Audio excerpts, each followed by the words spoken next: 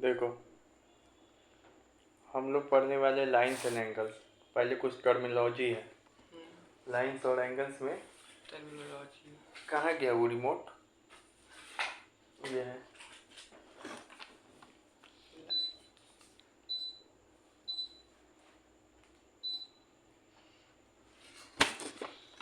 Lines किसको कहते हैं? तो जो सीधा रहा लाइन सेगमेंट, ये सब कुछ बहुत जो दिए रहे इसको कहते हैं। कोलिनियर पॉइंट किसको कहते हैं? जब तीन वो पॉइंट सेम लाइन पे आ जाए, है ना। नॉन कोलिनियर किसको कहते हैं? जब तीनों पॉइंट सेम लाइन पे नहीं आ जाए। यहाँ पे सी है, इधर आ कुर्सी इधर का, यहाँ पे सी है, इस लाइन पे नहीं ना। एंगल इसको कहते हैं दो लाइन के बीच के कोण को, ठीक है। फिर उसके बाद देखो, इंटरसेक्टिंग लाइन किसको कहते हैं? जब दो लाइन आपस में काटे। नॉन इंटरसेक्टिंग, जब दो लाइन आपस में नहीं काटे और पैरेलल हो। उसके बाद ये इंपॉर्टेंट है, भूल गया होगा, एक्यूट एंगल इसको कहते हैं जो 90 डिग्री से छोटा हो। राइट एंगल 90 डिग्री के बड़ा हो। ऑब्ट्यूज एंगल जिसका वैल्यू 90 से बड़ा लेकिन 180 से छोटा हो। स्ट्रेट लाइन एंगल क्या होता है? 180 डिग्री होता है। रिफ्लैक्स एंगल जब भी निकालना हो ना तो 360 में से माइनस करते हैं रिफ्लैक्स एंगल, इसका वैल्यू होता है 180 से 360 के बीच। ये टर्मिनोलॉजी लिख लेना, याद होनी चाहिए, ठीक है। उसके बाद ये भी लिख लेना, कॉम्प्लीमेंट्री एंगल इसको कहते हैं जब दो एंगल का सम क्या हो? 90। जैसे एक एंगल 50 है, जैसे हम तुमको दे दिए, बोल दिए कि ए और ये बी, एंगल ए अगर 50 है और ए या बी दो कॉम्प्लीमेंट्री एंगल है तो बी कितना होगा? तो 90। ए प्लस बी तो कितना आ जाएगा? बी 40। वही बात है, समझ में आया? सप्लीमेंट्री एंगल क्या होता है? जब दो एंगल का सम क्या हो? 180। 180। दो एंगल का सम क्या हो? 180।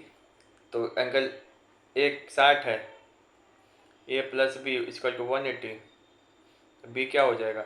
60 minus 180 is equal to 120। Adjacent angle क्या होता है? आपस में बगल वाला, सामने सामने, ठीक है। लीनियर पेयर किसको कहते हैं?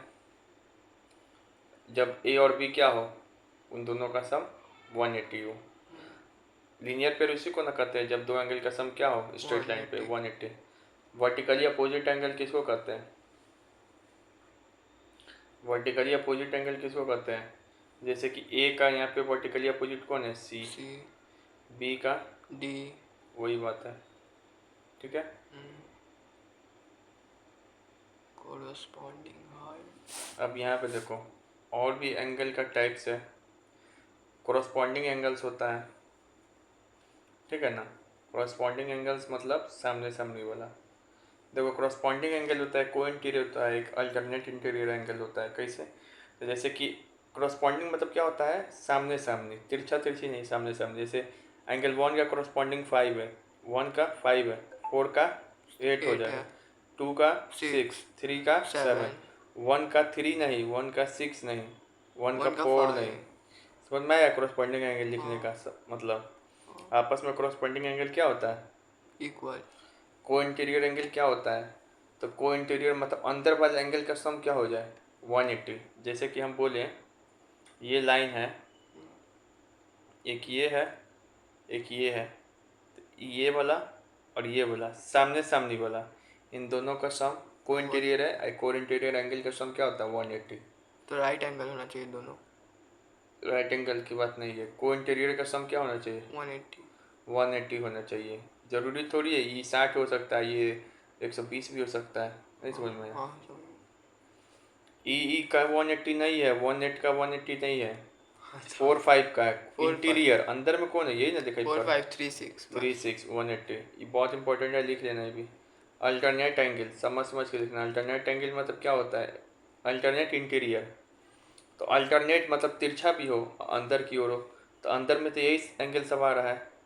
ये दोनों तो को इंटीरियर हो गया। 4 का 5 को इंटीरियर हो गया, तो 4 का अल्टरनेट कौन हो गया? 6। आपस में अल्टरनेट एंगल इंटीरियर एंगल क्या होता है? बराबर, ठीक है। अब यहाँ पे सवाल देखते हैं, क्या करते हैं? सवाल देखते हैं, ठीक है। सवाल तो यहाँ पर है, जैसे देखो यहाँ पर एंगल, देखो ये वाला सवाल सॉल्व करना है, ठीक है। देखो ध्यान से, तुमको दिखाई पड़ रहा है? हम तो दिखाई नहीं, तुम देखो अच्छा से। कुछ नहीं, यहाँ पे देखो ये वाला बात देखो, ये दोनों का सम 70 दिया हुआ है और क्या दिया है गिवन बताओ, ये ये दिया दोनों। हुआ है, तो तुमको ये सब निकालना है। ठीक है, ये दोनों का सम अगर 70 दिया है, फिर इसका ये दिया है, तुमको ये सब निकालना है। ठीक है, तो कैसे निकाले ये सब, नेतागिरी में। तो ये देखो कहाँ कहाँ से हम लोग चले गए, सब सुन के माथा में दर्द होता है। लेकिन पहले देखो ए ओ सी और बी ओ ई क्या है 70, ए ओ सी और बी ओ ई,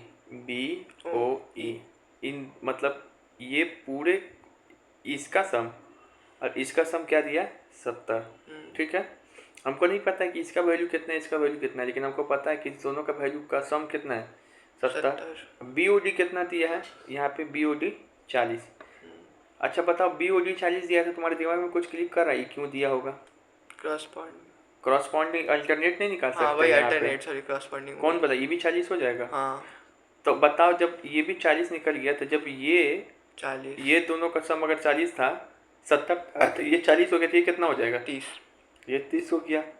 अब तुमको पता है, अच्छा निकालना क्या है तुमको, बी ओ ई। बी ओ ई कौन सा एंगल हो गया? हो तो गया, BOE 30 निकल तो गया। बी ओ ई हो गया, और क्या निकालना है? COE। सी ओ ई, ये वाली निकालनी है। COE तो सी ओ ई कितना हो जाएगा बताओ, तुमको पता है ना स्ट्रेट लाइन 90 कितना होता है? 90 होता है, 180। 180। तो 40 हो गया और 30 हो गया, ये कितना? 180 प्लस एक्स इक्वल टू 180, जो भी बच गया वो हो जाएगा।